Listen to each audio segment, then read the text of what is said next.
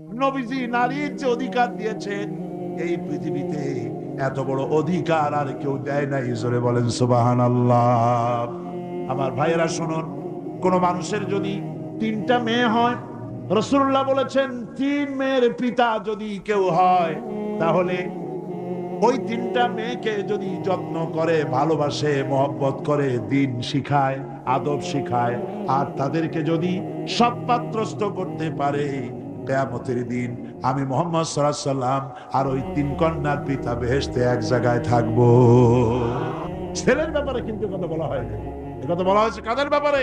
মেয়েদের ব্যাপারে। মা বোনেরা, আমি বিশ্বাস করি আপনারা যদি জানতেন, পৃথিবীর মুসলিম মহিলারা যদি জানতেন ইসলাম তাকে কি অধিকার দিয়েছে, তাহলে সব রকমের নারী পক্ষ, নারী অধিকার আন্দোলন, এই হাবিজাবি আন্দোলনের বুকে লাঠি মেরে সব মেলো রাস্তায় নেমে মিছিল করত গভর্নমেন্টের বিরুদ্ধে, যে কোরআন আমাদের যে অধিকার দিয়েছে, রাসূল যে অধিকার দিয়েছে, সেই অধিকার ফিরিয়ে দাও।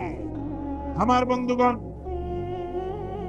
রাসূলুল্লাহ বলেছেন, ভালো করে শুনেন, রাসূলুল্লাহ বলেছেন মেয়েদেরকে গালি দিও না। অনেক লোক আছে মেয়েদেরকে গালি দেয়, কন্যাকে গালি দেয়। হুজুর বলেছেন মেয়েদের গালি দিও না, কারণ আমি মুহাম্মদ সাল্লাল্লাহু আলাইহি সাল্লাম মেয়েদের পিতা, আমি মেয়েদের পিতা। সুবহানাল্লাহ, সুবহানাল্লাহ। ভাইরা, হুজুরের বেঁচে ছিল কারা? ছেলেরা না মেয়েরা? কোন আপনারা কারা বেঁচে ছিলেন? সব ছেলেরা মারা গেছিলেন, ঠিক না? একটা হাদিস আপনি আমাকে দেখাতে পারবেন না, এমন একটা হাদিস নাই ছেলেরা মরে যাওয়ার পর হুজুর দুঃখ করে একদিন মুনাজাত করেছেন, আল্লাহ সব ছেলেগুলো নিয়ে গেলা, আমার একটা ছেলে দাও।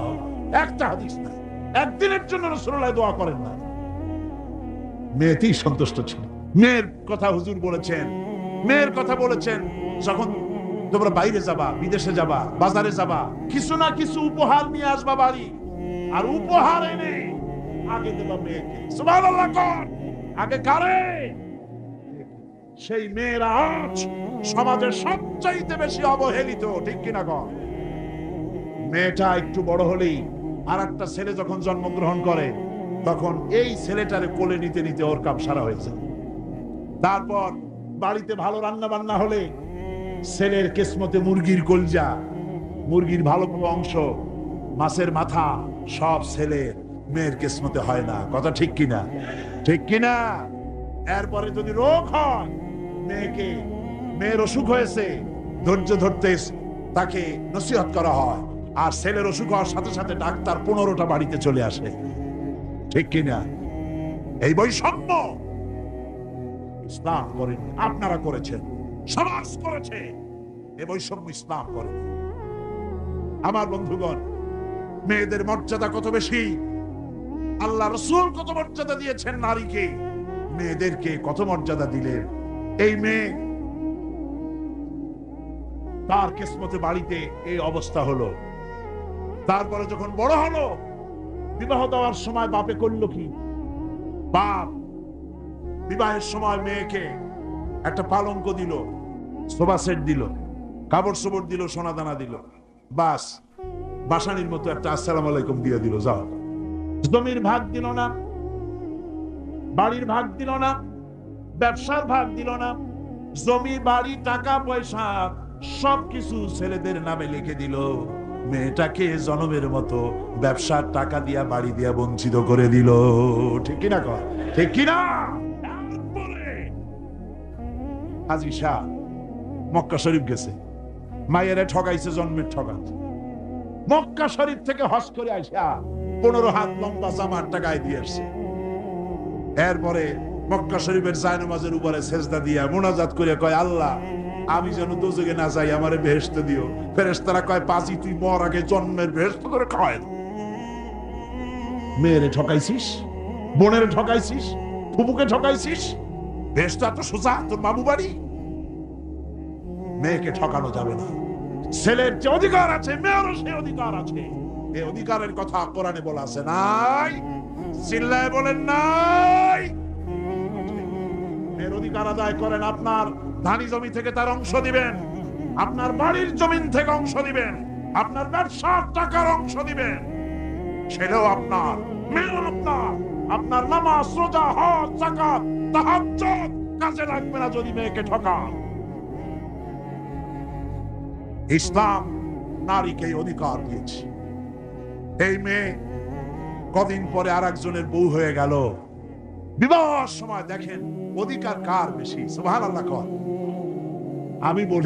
আমি বলি সারা পৃথিবী সমস্ত মানুষ যদি তাদের কলিজাটা ছিঁড়া রাসূলুল্লাহর পায়ের উপরে দিয়ে দিত, রাসূলুল্লাহর ঋণ শোধ হতো না। এ পৃথিবীর মানুষের অধিকার তিনি দিচ্ছেন। নারীর কোনো সম্মান নাই। যেই যুগে মেয়ে হয়েছে শোনা মাত্র গলাটা টিপে বেরিয়ে ফেলাই দিত। আল্লাহ কোরআন শরীফে বলছেন, বিআইয়ি যামবিন কুতিলাত, কোন অপরাধে মেয়েগুলির মেরে ফেলতেছো? অপরাধটা করছি, এই মেয়ে মেরে ফেলতেছে। ওই যে হাদিস শরীফে একটা লোক গিয়ে কাঁদতেছিল মুসলমান হওয়ার পরও। হুজুর কয় কান্দো কেন? ওই যে আমার গুনাহ কি মাফ হয়েছে? হুজুর বলেন হ্যাঁ মাফ হয়ে গেছে। কলেমা পড়ছো, মাফ হয়ে গেছে। কয় যে হুজুর আমি তো মারাত্মক গুনাহ করছি। বলে কি? বলে আমার একটা মেয়ে, সেই মেয়েটাকে নিয়ে আমি, ঘটনা লম্বা, আমি সংক্ষেপে বলতেছি, মেয়েটাকে ফাঁকি দিয়া তারে আমি মারবো, বুঝতে দেই নাই আমার বউরে। বললাম চলো বেড়াইতে যাই। মেয়েটা আমার সাথে সাজাই দিয়েছে, তার মা বেড়াতে নিয়ে যাবো এই কথা মনে করে। মেয়েটা কদ্দূর যায়, আবার আব্বা আব্বা বলে আমার দিকে ফিরে আসে, আবার পিছনে থাকে, আবার আব্বা আব্বা বলে জড়ায় ধরে। এইভাবে করতে করতে যখন নির্জন এলাকায় গেলাম, আমি পাহাড়ের পাশে গর্ত খোঁড়া আরম্ভ করলাম। গর্ত খুঁজি আর মাটি ছিটে এসে আমার দাড়িতে লাগে। বাচ্চা মেয়েটা আমার কাছে এসে দাড়ি দিয়ে ধুল ঝাড়ায় দেয়। আব্বা তোমার দাড়িতে ধুল লাগতেছে, তুমি এই কষ্ট করতেছো কেন? মেয়ে তো বোঝে না যে আমি তার জন্য কবর খুঁজতেছি। কবরটা খোঁড়া হয়ে যাওয়ার পর মেয়েটারে বান্ধা শুরু করলাম। মেয়ে এখন কাঁদতেছে, বাবা আমার বান্ধো কেন? আমি তারে বাঁধা জোরে ওর মধ্যে নিক্ষেপ করে দিলাম। মেয়েটা গর্তের মধ্যে বসে চিৎকার করে বলছে, আব্বা তুমি আমারে বাঁচতে দাও, আমি তোমারে বাপ বলে সমাজে হেয় করবো না, আমি ভিক্ষা করে খাবো, আমারে বাইরো না। লোকটি বলছি, ইয়া রাসূলুল্লাহ, আমার মনে দরদ আসলো না। আমি একটা পাথর উঁচু করে আমার মেয়ের বুক লক্ষ্য করে জোরে মেরে দিলাম। বুকটা ফেটে রক্ত ফিনকি দিয়ে উঠলো, আর মেয়ের বুক থেকে আওয়াজ বেরোলো, আব্বা। আমার কানে যেন এখনো সেই আওয়াজ বাজে। হাদিস শরীফে এসেছে, হুজুরের চোখের পানি দাড়ি ভিজে ভিজে জামার উপরে পড়তেছিল। হুজুর বললেন, আহারে, মানুষেও পারে এইরকম কাম করতে। পৃথিবীতে নারীর যখন কোনো সম্মান ছিল না, মর্যাদা ছিল না, সেই সময় আমার রাসূল, আমার বিশ্বনবী নারীদেরকে সম্মানের হাত ধরে গর্তের ভিতর থেকে উঠাইয়া রানীর সিংহাসনে বসায় দিলেন। সুবহানাল্লাহ, মায়ের মর্যাদা দিয়ে দিলেন। সুবহানাল্লাহ, নারীরা আমাদের মায়ের জাত। নারীরা আমার কি এর জাত? মায়ের জাত। আমার মা বোনেরা, তোমাদের সম্মান কত তোমরা জানো না। আমরা পুরুষ, আমাদের পায়ের তলে জুতা, আর তোমরা আমাদের মায়ের জাত। তোমরা নারী, তোমাদের পায়ের তলে আল্লাহর জান্নাত, আল্লাহর বেহেশতটা তোমাদের পায়ের তলে। এই সম্মান আল্লাহ তোমাদের দিয়েছে, নবী দিয়েছেন। সুবহানাল্লাহ কর। ভাইরা আমার, অধিকার ইসলাম দিয়েছে। বিবাহ যখন হয়, এই বিবাহের সময় এজেন্ট আনতে হয়। আর বিবাহ হচ্ছে বিবাহ বৈঠক। এজেন্ট আনার জন্য ওই যে কি জানি কয়, ম্যারেজ রেজিস্ট্রার বা মৌলবি সাহেব, কার অনুমতি আগে নেয়? বলেন কার অনুমতি? তাহলে অধিকার ইসলাম পুরুষে দিল না মেয়ে লোকের দিল? মেয়েটাকে জিজ্ঞেস করো সেই বিবাহে রাজি আছে কিনা। সুবহানাল্লাহ পড়ে, এই বিবাহে রাজি আছে কিনা জিজ্ঞেস করো, তার অধিকারই বেশি। এরপরে এই বিবাহে করার ব্যাপারে কত বৈষম্য। আজ বিবাহ করতে গেলে যৌতুকের প্রথা এসেছে। রাসূলুল্লাহ যৌতুক দিয়েছিলেন, ওটা যৌতুক না, ওটা উপহার, ওটা হাদিয়া। রাসূলুল্লাহ তোহফা দিয়েছিলেন হুজুরের জামাই। সুবহানাল্লাহ, কি জামাই! এক জামাই তো জিন্নুর আইন, যাকে ফেরেশতারা পর্যন্ত লজ্জা করতো যারে দেখে, হযরত উসমান রাদিয়াল্লাহু তাআলা আনহু। আরেকজন হযরত আলী কাররামাল্লাহু ওয়াজহাহু। হযরত আলী, যার সম্পর্কে রাসূল পাক সাল্লাল্লাহু আলাইহি ওয়াসাল্লাম যাকে কত সম্মান দিয়েছেন, কত মর্যাদা দিয়েছেন, এই হলো হযরত আলী হুজুরের জামাই। আনা মাদিনাতুল ইলম ওয়া আলিউম বাবুহা, আমি হলাম জ্ঞানের রাজ্য আর আলী হলো সেই রাজ্যে প্রবেশের দরজা। সুবহানাল্লাহ। ভাইরা, এই হলো জামাই। আর মেয়ে খাতুনে জান্নাত বিনতে রাসূল, বেহেশতের সমস্ত রমণীদের সরদারিনী মা ফাতিমাতুজ জাহরা রাদিয়াল্লাহু তাআলা আনহা। কি উপহার দিলেন বিয়েতে রাসূল? এই মেয়ে আর এই জামাই। উপহার হলো খেজুরের ছোবড়ার একটা তোশক, পানি উঠাবার জন্য একটা মশক, আর আটা পেশা একটা জাতা। এই হলো নবীর মেয়ে আর জামাইয়ের জন্য উপহার। আজ সমাজের ভেতরে যৌতুক সৃষ্টি হয়েছে। এই যৌতুক নিতেছে মুসলমানেরা। কন্যা পক্ষের কাছ থেকে দাবি করে যৌতুক আদায় করা হচ্ছে, ঠিক কিনা কর? যৌতুক দিতে হবে, যৌতুক দিতে হবে। কি দিবা? বাজেরোজিব লেটেস্ট মডেল, 10 লক্ষ টাকার ক্যাশ,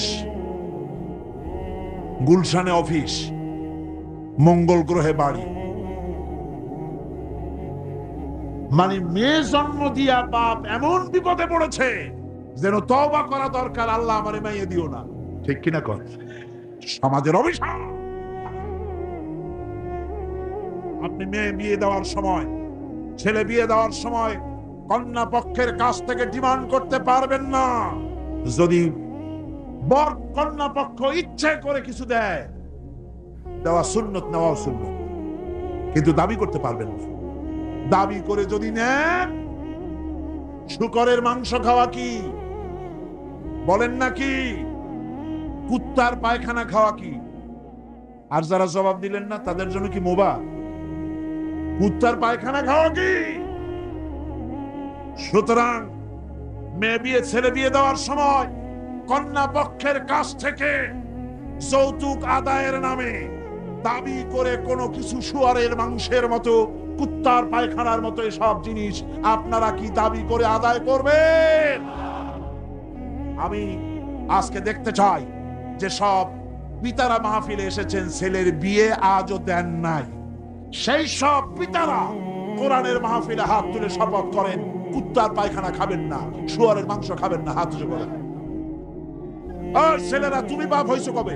হাত নামাও। ছেলেরা না, শুধু পিতারা, ছেলের বাপেরা হাত উঁচু করে আমি দেখবো। তা হোক, ছেলের বাপেরা হাত উঁচু করে আমি দেখবো। আলহামদুলিল্লাহ। হাত নামান, কোন আলহামদুলিল্লাহ। আরো জোরে কোন আলহামদুলিল্লাহ। এবার তোমরা যারা হাত উঠাতে গিয়ে বেকুব হইছো, এইবার তোমরা জওয়ানেরা, তরুণেরা, ছাত্ররা, যুবকেরা, তোমরাও তো বিবাহ করবা, যারা বিবাহ করো নাই। বিয়ে করার সময় তোমার এই চিন্তা করা দরকার, টেলিভিশন, গাড়ি, ক্যাশ, সবকিছু চাইতে বেশি মূল্যবান তোমার স্ত্রী, ঠিক কিনা? ঠিক কিনা? সেই স্ত্রী হবে তোমার কাছে বেশি মূল্যবান। দাবি করে কিছু নিতে পারবা না। যদি শ্বশুর একটা ঘড়ি দেয়, সুমা খাইয়া হাতে লাগায় নিয়ে আসবে। যদি একজোড়া জুতা দেয়, 14 গোষ্ঠীর কপাল মনে করে নিয়ে আসবা।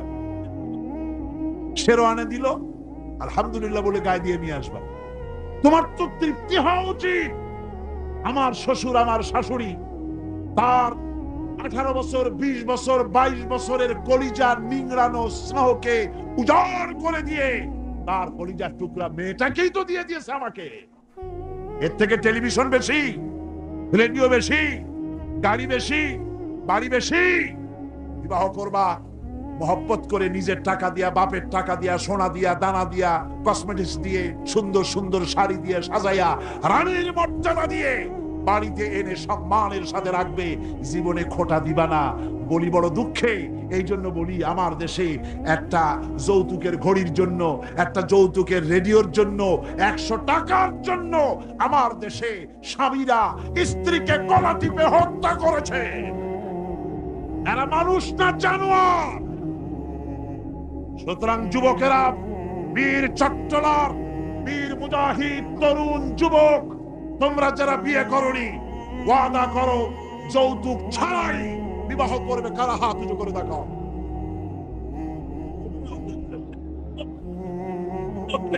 বুড়ারা হাত তুললে তো মনে হয় যেন আবার বিয়ে করতে চায়। বুড়ারা না, জওয়ানেরা, জওয়ান বসো বসো বসো বসো। আলহামদুলিল্লাহ, জোরে কোন আলহামদুলিল্লাহ, আরো জোরে কোন আলহামদুলিল্লাহ। আমি তো দাঁড়াইতে বলি নাই, আমি তো দাঁড়াতে বলি নাই। ভাইরা দাঁড়ালেন কেন? বলছি দোয়া কবুলের রাত, দোয়া করিয়া যান। বসেন, কেউ দাঁড়িয়ে থাকেন না, সবাই বসেন। আর জোরে সরে একটুখানি দরুদ শরীফ পড়েন। সালাতুন ইয়া রাসূলুল্লাহ আলাইকুম, সালামুন ইয়া হাবিবাল্লাহ আলাইকুম। মোহব্বত দিয়ে কোন সালাতুন ইয়া রাসূলুল্লাহ, সালামুন ইয়া হাবিবাল্লাহ আলাইকুম। ভাইরা আমার, আমি খুব খুশি হয়েছি, আল্লাহ খুশি হয়েছে। কোন আলহামদুলিল্লাহ।